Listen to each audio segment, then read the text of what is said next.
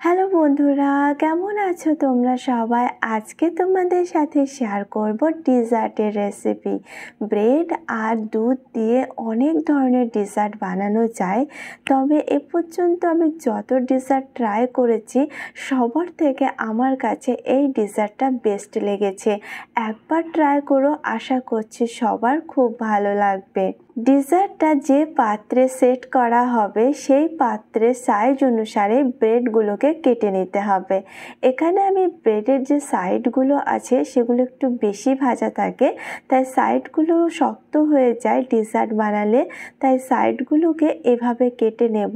আর যে পাত্রে ডিজার্টটা সেট করব সেই সাইজ অনুসারেই এখানে ব্রেডগুলোকে সেট করে দেখে নেব যে এখানে কতগুলো ব্রেডের প্রয়োজন।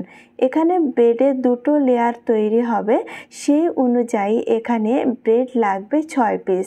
আর এইভাবে সেট করে দেখে নিচ্ছি, যে পাত্রে বানাবে সেই পাত্রেতে এইভাবে সেট করে আগে দেখে নেবে কতটা ব্রেড ইউজ করতে হবে। এখানে ব্রেডের পিসগুলো ফ্রাই করে নেব, তবে এখানে তেলে ফ্রাই করেছি, চাইলে ঘিও ফ্রাই করা যাবে। এখানে যে ব্রেডের পিসগুলোকে সেট করেছিলাম সেই পিসগুলোকেই ফ্রাই করে নিতে হবে, একদম ব্রাউন কালারের ফ্রাই করে নিতে হবে। এইভাবে উল্টে পাল্টে ফ্রাই করে নিতে হবে। আর ফ্রাই করার পরে অবশ্যই টিস্যু পেপারে রাখবে, তাহলে এক্সট্রা যে তেলটা থাকবে সেটা টিস্যু পেপার অ্যাবসর্ব করে নেবে আর তেলটা ভিতরে থাকবে না।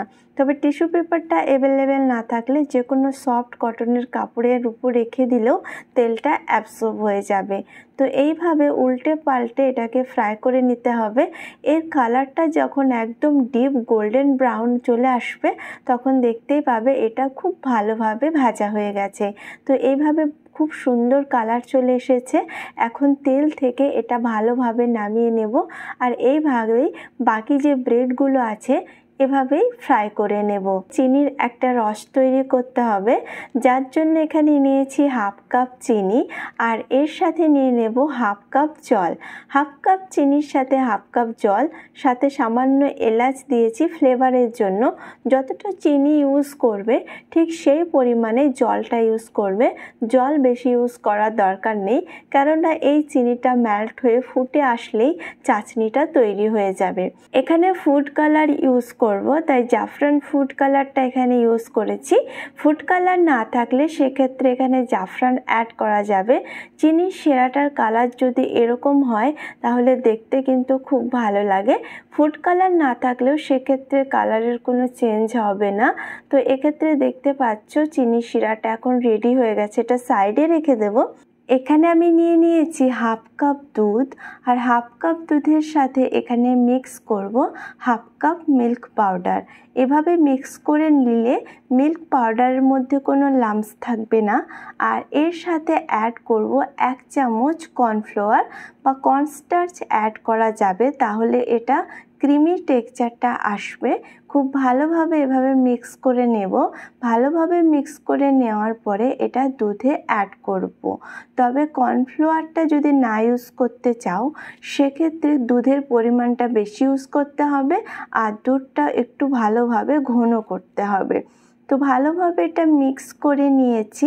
এখন এখানে দুধের একটা স্টাফিং বানাতে হবে, যার জন্য এখানে আমি নিয়েছি 500 গ্রাম দুধ।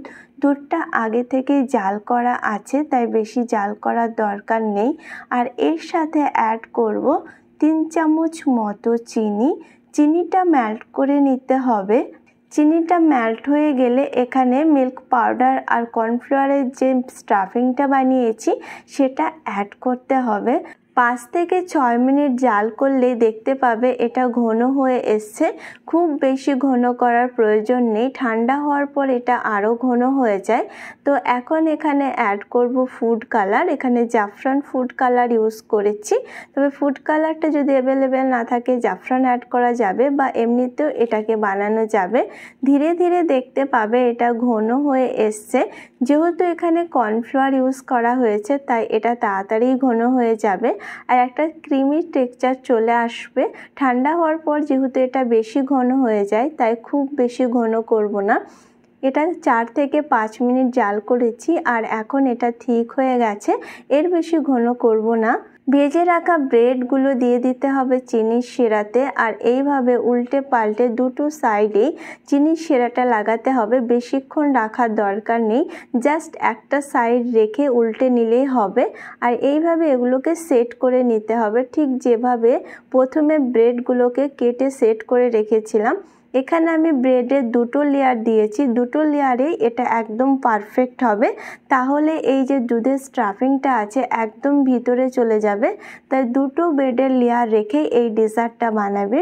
উপর থেকে যতটুকু দুধের স্টাফিং ছিল পুরোটাই অ্যাড করেছি আর এর উপর দিয়ে বাদাম আর পিস্তা কুচি দিয়েছি। উপর থেকে একটু চিনির রসটা দিয়ে দিচ্ছি সামান্য পরিমাণে। এখন এটা ফ্রিজে রেখে দেবো।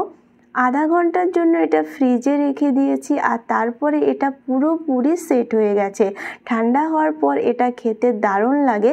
ফ্রিজে রেখে দিলে 2 থেকে 3 দিন এমনিতেও এটা খাওয়া যাবে। দেখতে যতটা লোভনীয়, খেতে কিন্তু ততটাই সুস্বাদু। একবার হলো ট্রাই করো, আশা করছি সবার খুব ভালো লাগবে।